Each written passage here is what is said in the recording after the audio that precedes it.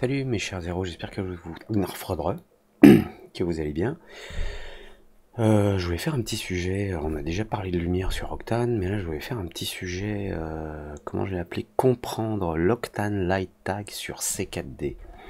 Parce que l'Octane Light Tag sur C4D, c'est quand même quelque chose de spécial par rapport aux autres logiciels de 3D dans lesquels on utilise Octane.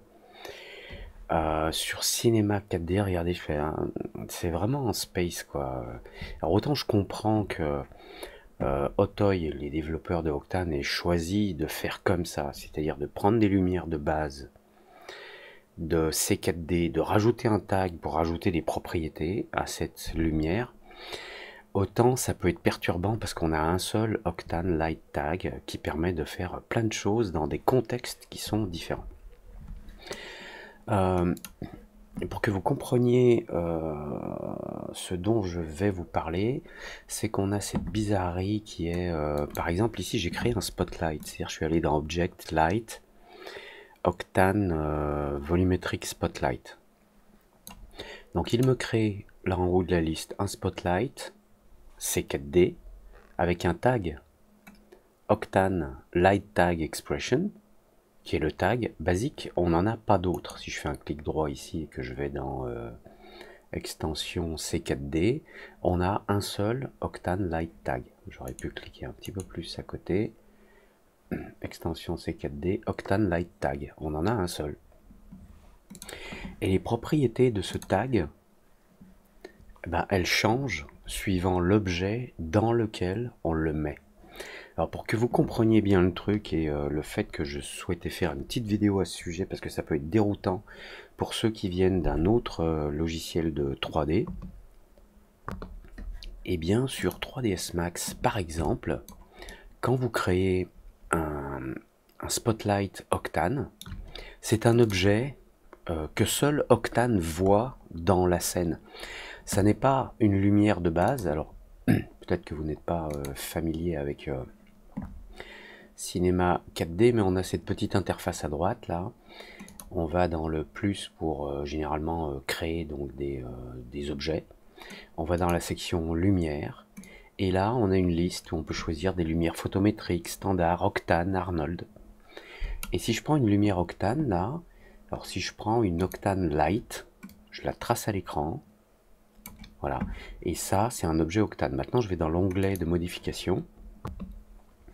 Et dans cet onglet, j'ai des paramètres là en bas qui me permettent par exemple de définir la taille de ma lumière Octane. J'ai perdu ma souris, voilà.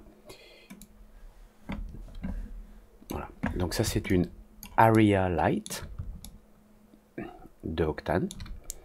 Donc je peux, elle a un target, une cible.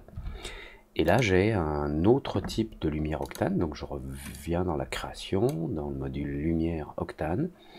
Et je peux créer une daylight, une lumière directionnelle, ou un volume, par exemple un volume spotlight, comme je l'ai fait là. Si je le crée vu d'en haut, voilà, je crée un nouveau volume spotlight.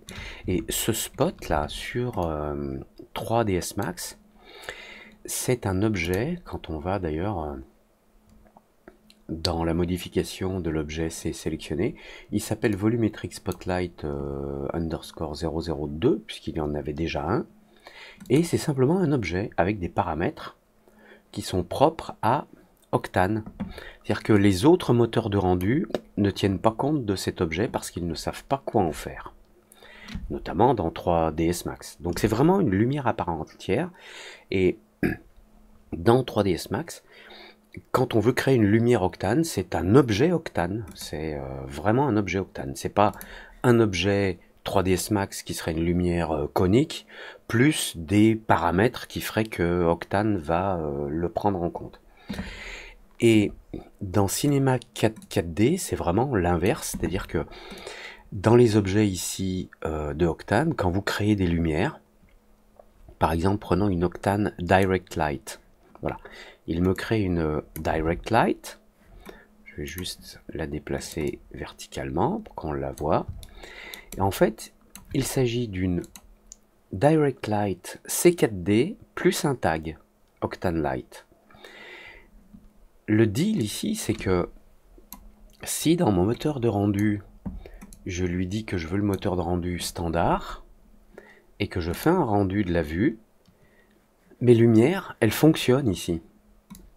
Ok, elles fonctionnent sans tenir compte des tags Octane Light.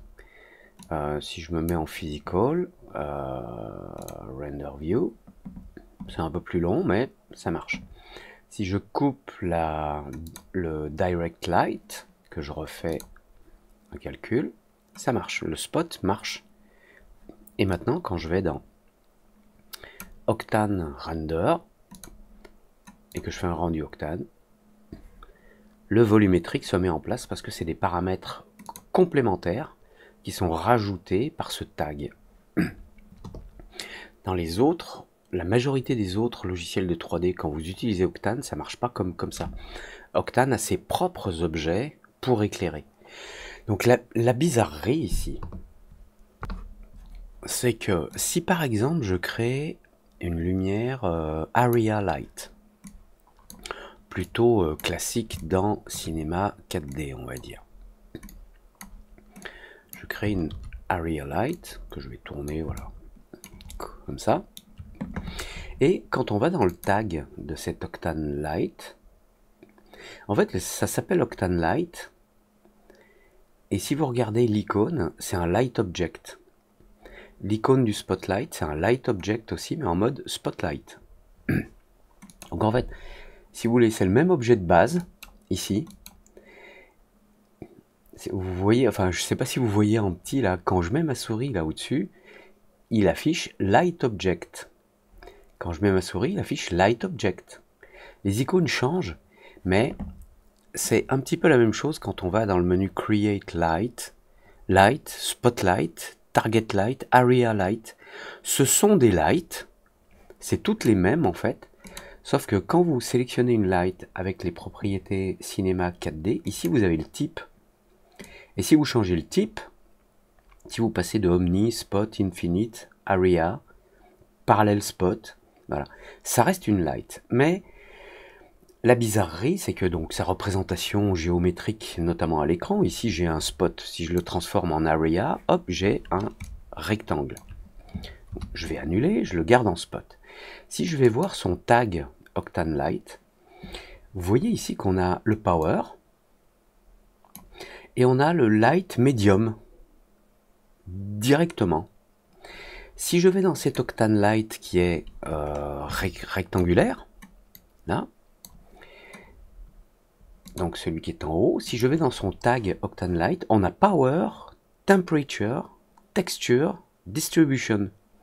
Et on se dit, mais c'est bizarre parce que c'est le même tag, mais les paramètres ne sont pas les mêmes. D'ailleurs, on peut le voir. Regardez, je vais supprimer... Ah, attendez, je vais supprimer un tag. Voilà. Je supprime tous les... voilà. Je garde juste mon Spotlight et mon Octane Light. Si je vais dans le Spotlight, que je fais un clic droit, Extension, Octane, Octane Light Tag, ici j'ai Power, Texture, Light, Medium. Si je vais sur l'Octane Light, ici qui est une Light C4D en type Area, si je fais un clic droit et que je rajoute le tag Octane Light, là on a Power, Temperature, Texture, Distribution. Alors que l'autre, on a Texture, Light, Medium. Et en fait, ce tag Octane, enfin les paramètres de ce tag Octane vont changer par rapport au type d'objet dans lequel il est appliqué. Mais alors, à la base, c'est le même type d'objet. Ça, c'est peut-être un Spotlight. Lui, je vais le renommer Area. Mais si ce Area, là, dans ses paramètres généraux, je dis que c'est un spot, l'icône change, ça devient un spot, et maintenant, dans l'Octane Tag, j'ai les mêmes paramètres que dans l'autre, j'ai Power, Texture, Light, Medium.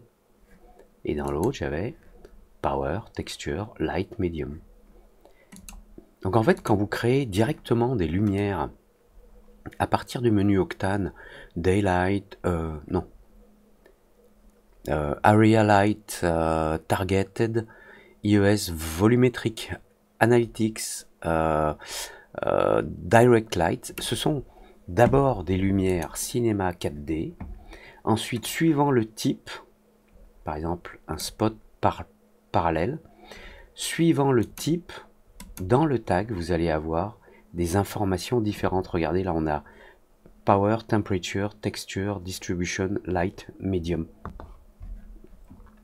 Donc tout ça pour vous dire, voilà, l'Octane Light Tag s'applique aux objets Light de C4D et les paramètres vont s'adapter en fonction du type de lumière C4D que vous avez mis dans la scène. Je pense que Otoy a choisi cette méthode parce que c'était sans doute la méthode la plus pratique pour développer avec le SDK, avec le Software Development Kit, pour créer des plugins sur Cinema 4D. Par contre, ça crée cette bizarrerie où on a un seul Octane Light Tag avec des paramètres différents suivant l'objet sur lequel il est appliqué. Voilà. Une fois que vous avez compris ça, je pense que ça va vous rendre la vie un petit peu plus facile quand vous allez, par exemple, modifier une lumière ou créer des lumières, parce que ça, là, quand on crée des lumières directement ici, c'est juste un raccourci du fait de créer une lumière cinéma 4D, lui rajouter un C4D Octane Light Tag, aller dedans, et dedans on a ici par exemple c'est une lumière, donc c'est un point, et ici ben, vous voyez qu'on n'a pas grand chose comme paramètre dans cet Octane Light Tag. Mais si maintenant je reviens sur cette lumière et que je lui dis c'est pas une omni, c'est un spot, si je reviens sur son tag, voilà, les paramètres sont... Excusez-moi. Oh là là, ok, attendez. Donc là, on avait une lumière omni.